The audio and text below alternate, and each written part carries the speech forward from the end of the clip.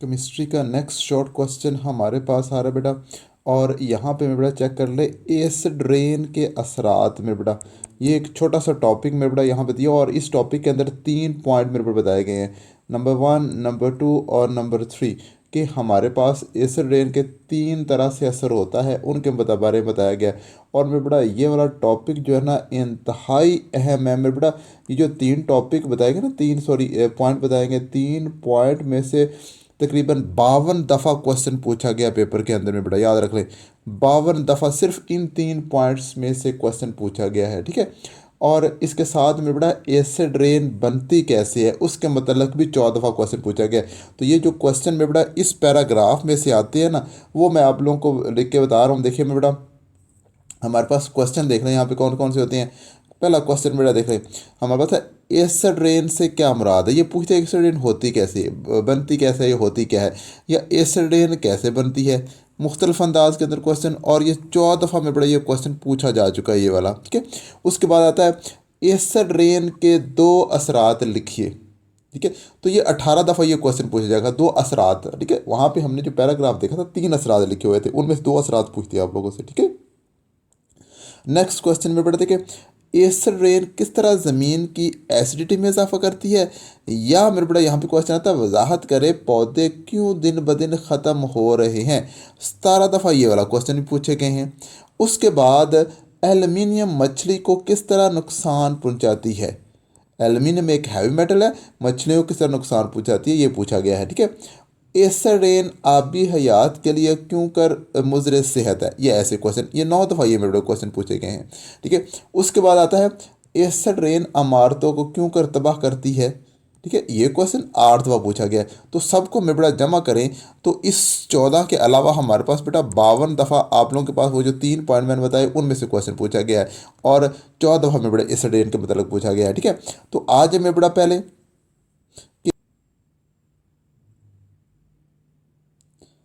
Acid rain के असरात हमारे पास पहला आ रही मेरा बात, ठीक है।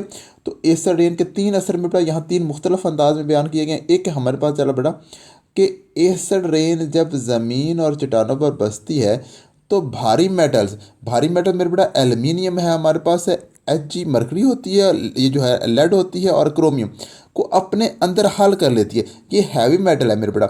ये वाली 4 मेरा मेटल बताई गई हैं जो हैवी मेटल है। अगर वैसे पानी आ रहा हो ना तो पानी के अंदर ये वाली मेटल हल नहीं होती, लेकिन जब एसिड यानी पानी के अंदर एसिड हो तो उस पानी के अंदर ये वाली हैवी मेटल हल हो जाती हैं। जब ज़मीन जो है ना, बारिश का पानी पत्थरों पर, चट्टानों पर या ज़मीन पर पड़ा तो हमारे चट्टानों के अंदर या ज़मीन के अंदर ये हैवी मेटल मौजूद होती हैं, तो उन पानी के अंदर हल हो जाती हैं, ठीक है। जब पानी के अंदर हल हो गई तो पानी जहाँ पे जाएगा, फॉर एग्जांपल पानी बारिश का पानी दरिया के अंदर जाता है, ज़ाहिर है दरिया के अंदर या नदी नालों के अंदर जाता है, तो वहाँ पे वो जो है ना साथ ये हैवी मेटल्स भी ले जाएगा पानी, क्योंकि पानी के अंदर ये हैवी मेटल हल हो गई तो जहाँ पानी जाएगा ये हैवी मेटल साथ चली जाएंगी, ठीक है। तो अब हैवी मेटल जो है ना, ये अगर वही इंसान पानी पीता है उस नहर से तो इंसान के लिए मुज़र सेहत है बहुत ज़्यादा ये हैवी मेटल्स, ठीक है। और अगर मेरे बड़ा यहाँ पे आ रही है हमारे पास ये जो है ना एल्युमिनियम, ये मेरे बड़ा मछलियों के लिए बहुत नुकसानदा होती है मेटल, ठीक है।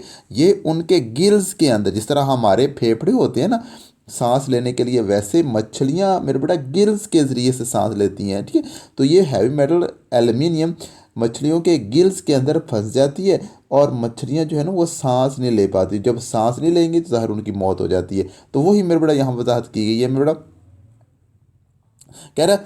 और इन मेटल्स को दरियाओं झीलों तक पहुँचा देती हैं बारिश का पानी। जब ये पानी इंसान पीने के लिए मकसद के लिए इस्तेमाल करते हैं तो ये मेटल्स इंसानी जिस्म में जहरीली हद तक जमा हो जाती हैं, ठीक है। जहरीली हद तक जमा हो जाते हैं, हमें नुकसान पहुंचाना स्टार्ट कर देते हैं, ठीक है। दूसरी तरफ झीलों में मौजूद आबी हयात इन मेटल को बहुत ज़्यादा मकदार की वजह से नुकसान उठाती हैं, ठीक है। ख़ास तौर पर एल्युमिनियम का जिक्र है। एल्युमिनियम मेटल की बहुत ज़्यादा कंसनट्रेशन मछलियों के गिल्स को बंद कर देती है। दम घुटने से आखिरकार मछलियों की मौत हो जाती है, ठीक है। ये अलहदा से क्वेश्चन ही पूछता है, और असर के अंदर भी आप देख सकते हैं।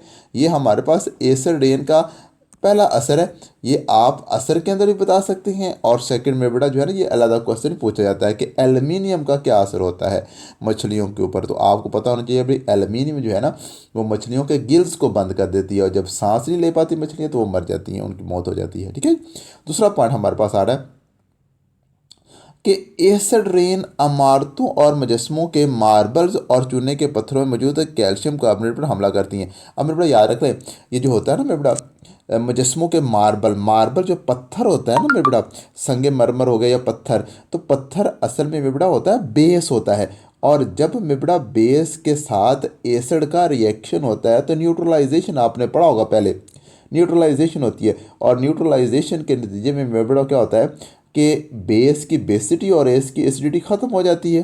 कि तो होगा बेटा क्या कि हमारे पास एक इमारत है, इमारत के ऊपर हमने पत्थर लगाए हुए हैं, तो पत्थर के ऊपर जब बारिश पड़ेगी ना तेज़ाबी बारिश, तो तेज़ाबी बारिश क्या करेगी, पत्थर की चमक को ख़त्म कर देगी, और पत्थर जो ना आहिस्ता आहिस्ता घिसना स्टार्ट हो जाएगा, ख़त्म हो जाएगा आहिस्ता आहिस्ता। ठीक है, तो यही होता है मेरे बेटा कि जितने भी हमारे पास इमारतें हैं जिनके अंदर संगे मरमर लगा हुआ है, या हमने जो है ना मुजस्मे बनाए हुए हैं, तो मुजस्मे जो है ना जब उनके ऊपर तेज़ाबी बारिश होती है तो उनकी जो है ना चमक दमक ख़त्म हो रही है। वही बात यहाँ बताएगी आप लोगों को, जिसकी वजह से ये इमारतें और मुजस्मे आहिस्ता आहिस्ता अपना हुस्न और चमक दमक खो देते हैं। वही बात होगी। ठीक है, तो असर नंबर 2 हमारे पास हो गया तेज़ाबी बारिश का असर नंबर, ये हमने पहले पढ़ लिया, दूसरा असर। ठीक है, और नंबर 3 हमारे पास आ रहा है कि एसिड रेन ज़मीन की एसिडिटी में इजाफा करती है। जब इस तेज़ाबी बारिश ज़ाहिर पानी के अंदर जाएगा तो ज़मीन की तेज़ाबियत के अंदर इजाफा होगा। ठीक है, जिसकी वजह से इस किस्म की ज़मीन में बहुत सी फसलें और पौधे सही तरीके से नशुरमा नहीं पा सकते। अब जो है ना एसिडिटी, जिस ज़मीन के अंदर एसिडिटी ज़्यादा होगी तो वहाँ पे पौधे सही तरह नहीं उग पाते। ठीक है, ये ज़मीन की जहरीली मेटल्स में भी इजाफा करती है। अब जब हमने पढ़ा कि ये हमारे पास कौन सी हैवी मेटल्स होती हैं, और जब ये हैवी मेटल ज़मीन के अंदर जाती हैं तो ज़मीन की जो है ना ज़मीन के अंदर इन मेटल का इजाफा हो जाता है, जो सब्जियों को जहरीला बना देती हैं। जब हम एक ज़मीन आपने सब्ज़ी के अंदर बोई और उस ज़मीन के अंदर हैवी मेटल की मिकदार ज़्यादा है, तो ज़ाहिर है सब्ज़ी सक करेगी, अब्जॉर्ब करेगी हैवी मेटल, और अब हैवी मेटल मेरे पर सब्जियों के पास आ गई, और जब सब्जियों को इंसान कंज्यूम करेंगे तो इंसान के लिए वो नुकसानदेह है। ठीक हो गया, हत्ता कि ज़मीन की एसिडिटी की वजह से पुराने दरख्त भी मुतासर होते हैं। इन दरख्त, इनकी नशुरमा रुक जाती है, नशुरमा रुक जाती है, और सेकंड ये खुश्क होकर मर जाती हैं। तो मेरे बड़ा ये 3 पॉइंट को मेरे बड़ा आपने हर सूरत बयान करना है। ठीक है, और इनको याद कर ले मेरे बड़ा। इस क्वेश्चन में बड़ा मैं बता चुका हूँ कि 52 दफ़ा क्वेश्चन पूछा जा चुका है इन 3 पॉइंट के मतलब मुख्तलिफ अंदाज के अंदर, लेकिन आप तीनों पॉइंट को अच्छे से प्रिपेयर कर ले मेरे बड़ा। ठीक हो गया, और एक बात आपने यहाँ से ये बतानी है कि एसिड रेन बनती कैसे है। तो मेरे बड़ा एसिड रेन बनती कैसे है इसके मतलब याद रख लें कि हमारी फ़ज़ा के अंदर अगर तो कार्बन डाइऑक्साइड नहीं, हमारे पास है ये नाइट्रिक डाइऑक्साइड। ठीक है, नाइट्रोजन डाइऑक्साइड होती है, या हमारे पास होती है फिर सल्फ़र डाइऑक्साइड। अगर ये हमारी फ़ज़ा के अंदर पोलूटेंट आ गए, या पोलूटेंट कहाँ से आते हैं हमें पता है कि हम चीज़ों के जलने से, ठीक है, तो मुख्तलिफ डिकम्पोजिशन से ये जो पोलूटेंट हमारे माहौल के अंदर आ गए, तो हमारे माहौल के अंदर हमें पता है कि हमारी हवा के अंदर पानी भी मौजूद होता है। ठीक है, तो हमारा पानी जो हमारी फ़िज़ा के अंदर मौजूद होता है वो इन पोलूटेंट को अपने अंदर क्या कर लेगा, हल कर लेगा। तो जब मेरे बेटा पानी इन पोलूटेंट को अपने अंदर हल करेगा तो हमारे पास बेटा यहाँ पे बनेगा HNO3 नाइट्रिक एसिड। ठीक है, और यहाँ पे हमारे पास बनेगा H2SO4 सल्फ्यूरिक एसिड।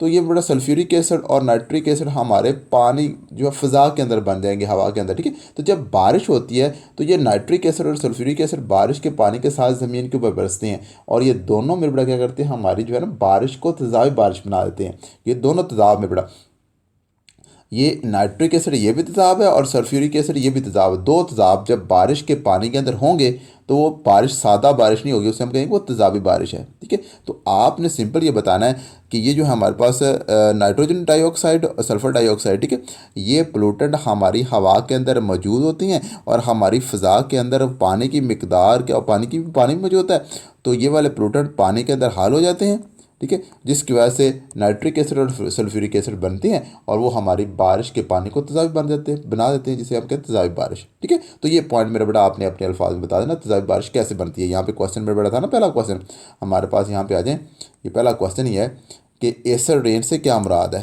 तो ये मेरी बात बता देनी है कि हमारे फ़िज़ा के अंदर जो है ना, ये जो पोलूटेंट है वो पानी के अंदर हल हो जाएंगे, जिसकी वजह से हमारा जो है ना पानी क्या हो जाएगा, तेज़ाबी हो जाएगा, बारिश का पानी तेज़ाबी हो जाएगा, वो मतलब बताएगी। ठीक है, तो मेरे बड़ा ये वाला टॉपिक, ये जो पॉइंट है ना, मैंने 4 पॉइंट बताए, असरात और तेज़ाबी बारिश कैसे बनती है, इनको ध्यान से कर लें। ठीक है, मुझे उम्मीद बेटा बात समझ आई होगी। मिलते हैं नेक्स्ट टॉपिक के साथ। ओके, अल्लाह हाफिज़।